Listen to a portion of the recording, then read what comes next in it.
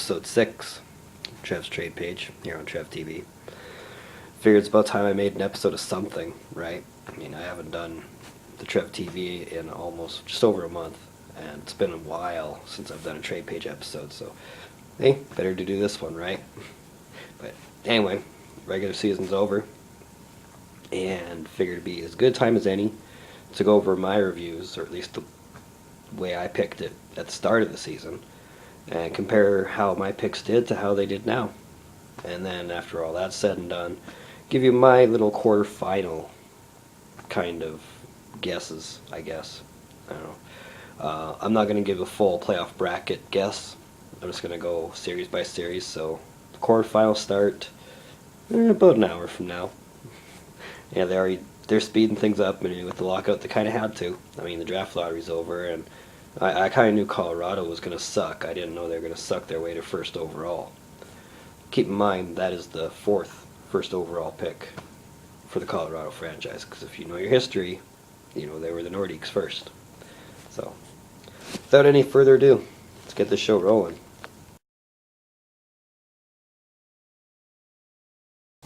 So we'll start in the West with the Central Division. I mean, wasn't a lot of parity in the Central. I mean, I didn't get it dead on, but my predictions, if you remember from the prediction episode, which I think was the last episode, went Chicago, St. Louis, Nashville, Detroit, and Columbus. Yeah, I know, I didn't even pick Detroit to make the playoffs this year. Shame on me. But I will say, for my defense, I was in a different frame of mind at the time, and wasn't on the Detroit wagon then. But the way it actually broke down, Chicago was first, St. Louis was second, Detroit was third and made the playoffs. And then you had Columbus and Nashville as fourth and fifth, respectively. I didn't think Nashville was going to shit the bed. I thought Nashville was actually going to do good. I thought Shea Weber was going to prove why he was worth the millions of dollars, but shame on me for believing the hype. But other than third, fourth, fifth, I got 1 and 2 right. So I guess that says something.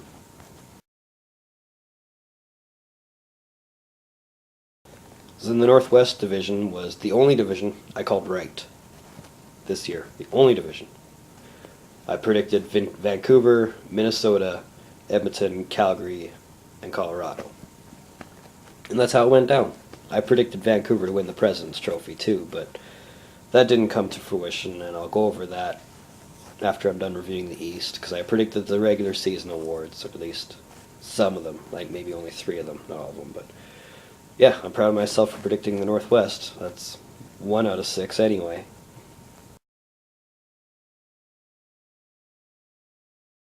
Pacific Division went basically as I planned it, with the exception of 1 and 2.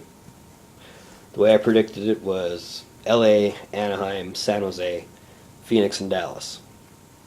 The only ones I got wrong was LA, Anaheim. Anaheim won the division, LA was second, and you had the top 3 all California teams make the playoffs. Coincidence? Maybe. Or maybe they're actually just playing hockey in California now.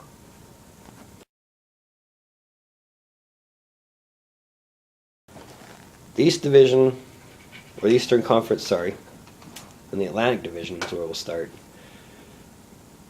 Pretty much went as expected. Pittsburgh won the division. Let's hope that I'm right in my prediction from the last episode where that'll be all they'll win. But we'll see. I'm going to get into that in a bit. I predicted Pittsburgh, the Rangers, Philadelphia, New Jersey, and the Islanders. It actually went Pittsburgh, the Rangers, the Islanders, of all teams, Philadelphia, and New Jersey. See, I didn't give New Jersey much hope of making the playoffs because when you have Kovalchuk coming back from Russia and then injuring his shoulder in the season, that kind of hinders everything. That and Fatso's getting old. I mean, he can only play net for so long. I'm hoping someday soon he'll retire. But we'll see.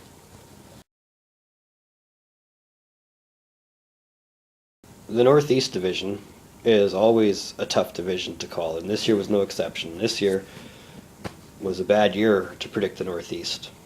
I went Boston, Ottawa, Toronto, Buffalo, Montreal. might as well flip that completely upside down and try it again, because it went Montreal winning the division on the last day. I had to wait for Boston to lose, so that Boston was in second. Then you had Toronto in third. Wow. Ottawa was in fourth and still made the playoffs. Now, if Buffalo would have finished in the top 8, the whole division would have made the playoffs, but Buffalo stunk and fired Lindy Ruff in the process. You know, that sucks for Buffalo anyway, but who knows? They got time to develop, don't they?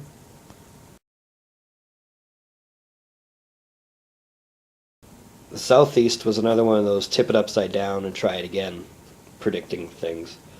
The way I predicted it was Washington, Carolina, Tampa, Florida, and Winnipeg. Now, Washington won the division, so like I said they would. Then you had Winnipeg coming in second and missing the playoffs by like that much on the last week. If it wasn't for Washington winning the division, it might have been a tighter race in the Southeast. But Winnipeg was in second, Carolina was in third, and I predicted Carolina to make the playoffs based on the Jordan Staal factor, when really Jordan Staal wasn't a factor at all. Go figure. And then Tampa and Florida finished off the division. Florida ended up finishing last in the conference. I gave him a little more credit. I thought Huberdeau and that goalie, whatever the hell his name is, I don't remember his name, Markstrom, I think. I thought they were actually going to push him, and I don't think anybody predicted Weiss going out early in the season earlier at all. So I guess that sunk their boat.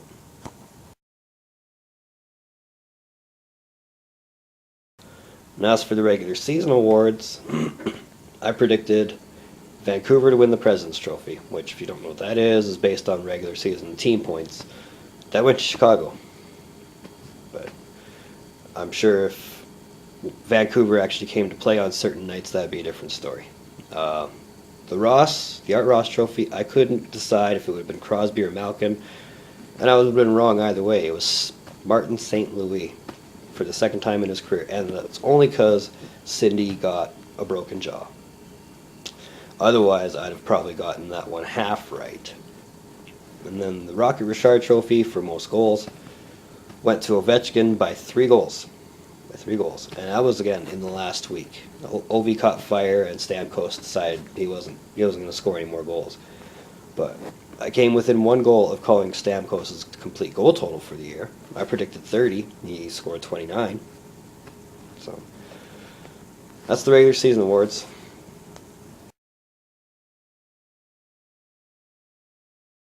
Okay, so now for the playoff part of the show. And before I go any further, throw out any regular season stats you want to throw at me. The regular season's over. All it meant was where you finished in the conference bracket. And this year is the final time we'll have this kind of conference bracket, because they're realigning the divisions.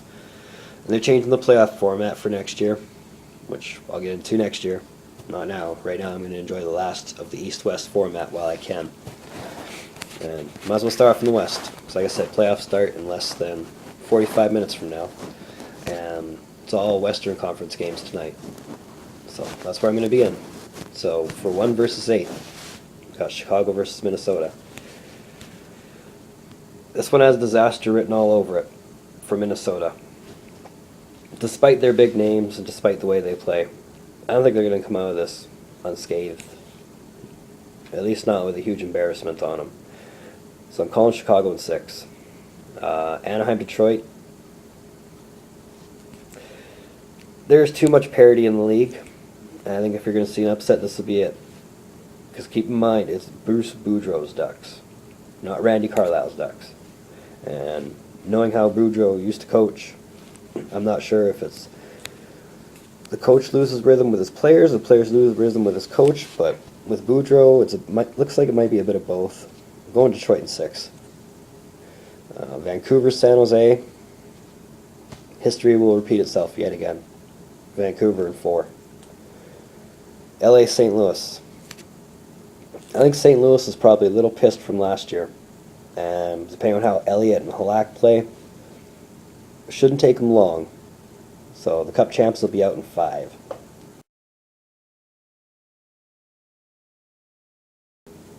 For the Eastern Conference, and this is where I hope my playoff predictions are better than my regular season predictions.